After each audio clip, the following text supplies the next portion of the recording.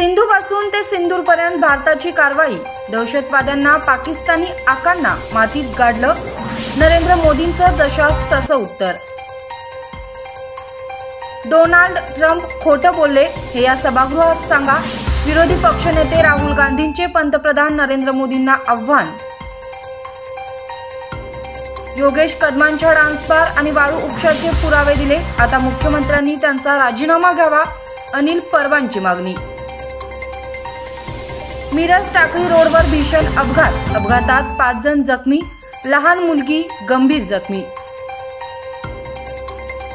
शिराळ्यात जिवंत नागाची पूजा करून नागपंचमी सण उत्साहात साजरा, आमदार सत्यजित देशमुख यांच्या कार्याचे नागरिकांकडून कौतुक. घरफोडी करणाऱ्या टोळीचा पर्दाफाश, तिघांना अटक, विश्रामबाग पोलिसांची कारवाई, लाखोंचा मुद्देमाल केला जप्त.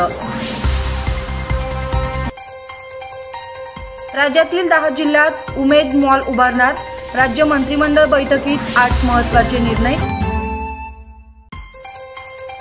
लाडकी बहीण योजनेत 4800 कोटींचा घोटाळा, महिलांचे पैसे पुरुषांच्या खात्यात गेलेच कसे, सुप्रिया सुळेंचा सरकारला सवाल. गाय चोरीच्या संशयावरून दलित तरुणाला जात विचारत अमानुष मारहाण, एकास अटक, बुलढाण्यात धक्कादायक प्रकार.